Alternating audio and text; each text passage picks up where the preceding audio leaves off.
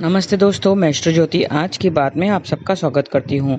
आइए आज की बात कर लेते हैं। आज बड़ा ही अच्छा दिन है, मंगलवार का दिन है। मंगलवार का दिन हनुमान जी का दिन होता है, तो हनुमान जी के मंदिर जाइए, उनको चोला चढ़ाइए, उनको सिंदूर चढ़ाइए और उनके पैर से दाहिने पैर से सिंदूर लेकर अपने मस्तक पर लगाएंगे तो आपका स्वास्थ्य ठीक रहेगा।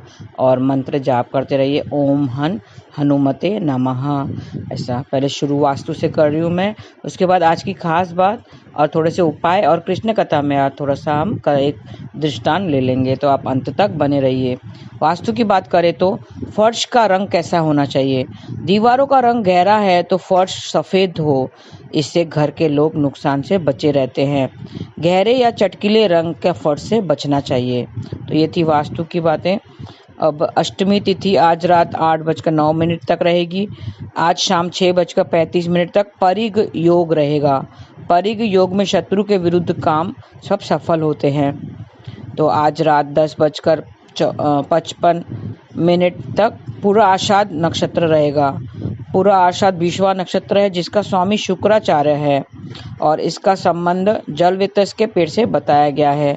तो आज वरुण देव की पूजा के निमित्त जल को व्यर्थ करने से बचना चाहिए। आज जल को व्यर्थ करने से वरुण देव का दोष लगता है। तो इसका संबंध जल वित्त के पेड़ से बताया गया है। तो जल वित्त यानी केन जो हम लकड़ी यूज़ करते हैं, केन के पेड़ की उपासना करनी चाहिए। उसे किसी प्रकार का नुकसान नहीं पहुंचाना चाहिए। और आज की खास बात, आज शीतला अष्टमी है। आज बासी या ठंडा भोजन खाने की परंपरा है। ये अष्टमी हमें पर्यावरण को स्वच्छ रखने की प्रेरणा देती है। अष्टमी क्यों मनाते हैं? शीतला माता के निमित्त मनाते हैं। शीतला माता हमें स्वच्छ रखने की प्रेरणा देती है। आज साफ सफाई का विशेष ध्यान रखा जाता है। आज माताएं परिवार की सेहत के लिए माँ शीतला का व्रत भी करती हैं। आज रास्ते के पत्थर को देवी का स्वरूप मानकर उसे पूजा जाता है। और एक आज काला अष्टमी भी है। हम हर माह के कृष्ण पक्ष की अष्टमी को काला अष्टमी मनाई जाती है। आज शिव जी के भैरव स्वरूप की उपासना की जाती है। आज के दिन काल भैरव की उपासना होती है।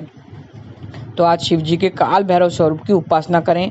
माँ शीतला का ध्यान करते हुए घर का आसन बिछाएं और ओम ह्रीं श्रीं शीतलाय नमः का जाप करना है। ओम ह्रीं श्रीं शीतलाय नमः, ऐसा आप जाप करेंगे तो सुख समृद्धि की बढ़ोतरी होगी।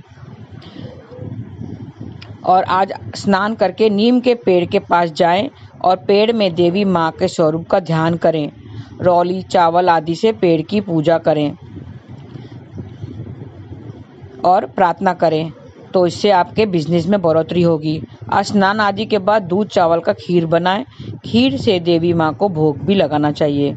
खीर के प्रसाद के रूप को बच्चों के में बांट दें, तो आपको हर काम में लाभ मिलेगा, सफलता मिलेगी।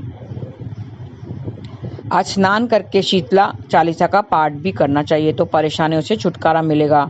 पाठ करने के बाद देवी माँ को पुष्प अर्पित करें। नीम की 21 पत्तियां लेनी चाहिए। एक धागे में पिरोकर माला बनानी चाहिए और माँ शीतला के आगे घी का दीपक जलाएं, तो आपको खूब तरक्की होगी। घर के बाहर पश्चिम दिशा में नीम का पेड़ लगाना चाहिए। उसकी नियमित रूप से देखभाल करनी चाहिए, तो आज सारी परेशानियां आपकी दूर हो जाएगी। तो ये थी छोटे से उपाय। आज हनुमान जी के मंदिर जाके हनुमान जी की उपासना करनी है और नीम के पेड़ पे जाके माँ देवी का स्वरूप उसमें देखकर आपके माँ देवी की उपासना करनी है। आज शीतला माता की जयंती और शिव जी की पूजा आराधना भी करनी है। काल भैरव की पूजा आराधना करनी है। और आज अष्टमी के दिन नारियल का सेवन करने से बचना चाहिए। ये नरक के प्राप्ति के समान होती है। तो ये थी आज की बातें। अब हम एक कृष्ण कथा में दृष्टांत ले लेते हैं। अब ध्यान से सुने समझें। एक धनवान व्यक्ति था, उसके 3 बेटे थे। अपनी सारी प्रॉपर्टी उसने उसमें बांट दी। तीनों बेटों को सारी प्रॉपर्टी बांट दी और उसने कहा, मैंने तुम्हें अपनी सारी प्रॉपर्टी बांट दी है, अपने पास कुछ भी नहीं रखा है, एक पैसा भी नहीं रखा है, सिर्फ तुम इतना करना कि मेरी सेवा करते रहो। उसने सारी प्रॉपर्टी उन तीनों में बांट दी। शुरू में तो तीनों ने खूब सेवा की, तीनों की पत्नियां थी, वो भी खुद सेवा करती थी, पैर दबाती थी, हाथ दबाती थी। लेकिन धीरे धीरे क्या हुआ, बहुओं की सेवा कम होती गई और बेटों ने भी सेवा करना कम कर दिया। वो पानी मांगता था, 10 बार बुलाना पड़ता था, पानी दो, तब जाके उनको एक गिलास पानी का मिलता था। खाने के लिए भी बार बार उनको बुलाना पड़ता था, तब जाके कोई आता था और उन्हें खाना देता था। उस व्यक्ति ने देखा कि धीरे धीरे इनकी सेवाएं कम हो गई है। क्यों? क्योंकि उस वृद्ध ने सारी प्रॉपर्टी अपनी पहले ही बांट दी थी, तो अब उनकी सेवा उनके को नहीं करते थे और उन्हें छोड़ दिया था। वृद्ध हो गया था, उसने सारी प्रॉपर्टी उसमें बांध दी थी, फिर भी लोग उससे पूछते नहीं थे। धीरे धीरे उसको पूछना भी छोड़ दिया था, रिस्पेक्ट करना भी छोड़ दिया, रिस्पेक्ट भी नहीं करते थे उसकी। उसको बहुत बुरा लगा। उसने सोचा अब क्या किया जाए, तो उसने एक संत के पास गया और उसने अपनी अपनी हालत उसे बताई। संत ने उसे उपाय बताया, एक तुम बड़ा सा संदूक घर में लेकर ताला लगा कर रख दो, अपने खटिया के नीचे रख दो। उस व्यक्ति ने वैसा ही किया, एक बड़ा सा संदूक में ताला मारकर अपने खाट के नीचे रखने को कहा। बेटे ने कहा कि और बेटों को उसने कहा कि मैंने तो तुम्हें सारी प्रॉपर्टी तुम्हें बांट दी, तुम लोगों में बांट दी, लेकिन एक प्रॉपर्टी मैंने अपने पास रखी, तुम लोगों से छुपा के रखी है। एक संदूक है जो मेरे मरने के बाद ही तुम्हें मिल सकेगा, तुम आपस में बांट लेना, सिर्फ मेरे मृत्यु के बाद ही वो तुम्हें मिल सकेगी। उसने क्या किया, एक बड़ी सी पेटी लाई, उसमें 21 किलो पत्थर डाल दिए ताकि वो भारी हो जाए, उसमें एक बड़ा सा ताला लगा कर रख दिया और बेटों से कहा कि ये मेरी पेटी है जो मैंने तुम्हें छुपा कर रखा है, इसमें बहुत खजाना है, खजानों से भरा हुआ है, ये तुम मेरे खाट के नीचे रख दो और सिर्फ ये तब मिलेगा जब वो मेरी मृत्यु होगी, उसके बाद ही तुम्हें मिलेगा, ये बड़ा खजाना है। बेटों ने जब वो पेटी उठाई तो बहुत भारी थी, बराबर इसमें कोई खजाना छुपाया है। बेटों ने ऐसे मन में विचार किया और उस पेटी को उस खटिया के नीचे जाकर रख दिया। उन बेटों का ध्यान उस पेटी पर ही लगा रहता था। अब तीनों भाइयों ने देखा कि एक बहुत भारी पेटी है जो उसके खटिया के नीचे पड़ी हुई है, उसमें खजाना भरा हुआ है। मन में विचार करके उसकी खूब सेवा करने लगे, अपने पिता की खूब सेवा करने लगे। वो पानी मांगता तो शरबत मिलता था, चावल मांगता तो वेज बिरयानी ला कर देते थे और सब्जी दाल मांगता था तो पनीर की सब्जी ला के देते थे। पैर दबाते थे, हाथ दबाते थे, सिर दबाते थे। क्या तो सेवा हो रही थी उन बेटों के नज़र में। उन बेटों की नज़र तो वो पेटी पर ही थी, पूरा ध्यान उसका पेटी पर ही था। फिर एक दिन आया कि वो वृद्ध की मृत्यु हो गई, उस व्यक्ति की मृत्यु हो गई। तीनों बेटों ने उनका अंतिम संस्कार अच्छे से किया और घर आकर बोले कि अब तो संदूक को खोलना चाहिए। उन्हें क्या पता था उस संदूक में तो पत्थर भरे पड़े हैं। जैसे ही उन्होंने संदूक खोली तो देखा, क्या देखते हैं कि अरे इसमें तो पत्थर भरे हुए हैं, खजाना नहीं है, खजाना कहाँ है। इतना बुरा लगा कि अपने पिता को कोसने लगे और बड़ा बुरा कहने लगे। फिर उसमें एक चिट्ठी मिली, उस संदूक में एक चिट्ठी पड़ी थी। उन्होंने उसमें लिखा था, बेटा बुरा मत मानना, मैंने तुमसे कोई चीटिंग नहीं किया है, कोई छल नहीं किया है।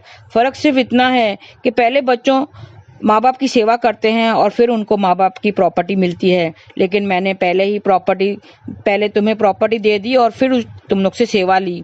दोनों बात एक ही है, मैंने तुमसे कोई धोखा नहीं किया।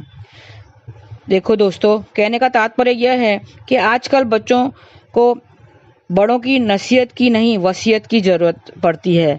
आजकल बच्चों को नसीहत की नहीं वसीयत चाहिए, उनके केवल वसीयत चाहिए। इसके लिए पहले ही बच्चों को सारी प्रॉपर्टी देने का क्या नतीजा होता है ये तो आपने सुन लिया। पहले सेवा लो और फिर प्रॉपर्टी दो। हरे कृष्ण कृष्ण कृष्ण हरे हरे, हरे राम राम राम हरे हरे। कहते हैं कि भागवत गीता पढ़ना चाहिए हमें, अपने जीते जी भागवत गीता पढ़नी चाहिए, क्योंकि मरने पर जब कोई जिसकी मृत्यु होती है तो भागवत गीता पढ़ने को कहते हैं, भागवत का एक पाठ करने को कहते हैं। क्यों मरने के बाद भागवत गीता पढ़ते हैं लोग? ताकि उसको मोक्ष मिल सके, उसको मुक्ति मिल सके, इसके लिए भागवत गीता पढ़ी जाती है। क्यों ना हम ऐसा करें कि अपने जीते जी ही भागवत गीता पढ़ लें। क्या पता हमारे मरने के बाद कोई पढ़ेगा कि नहीं, कोई हमारे लिए पढ़ेगा कि नहीं, हमें नहीं पता। इसके लिए कहते हैं कि जीते जी हमें अपने जीते जी अपनी भागवत गीता पढ़नी चाहिए। कहा जाता है कि read Gita before it's red for you, read Gita before it's red for you, मतलब पहले ही हमें अपने जीते जी भागवत गीता पढ़ लेनी चाहिए। तो आप भी भागवत गीता पढ़ लो, आपके मरने के बाद कोई दूसरा आपके मोक्ष के लिए भागवत गीता पढ़े या ना पढ़े क्या पता।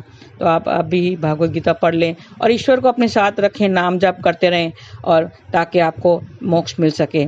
आज के लिए बस इतना ही। आपका दिन शुभ रहे। हरे कृष्ण।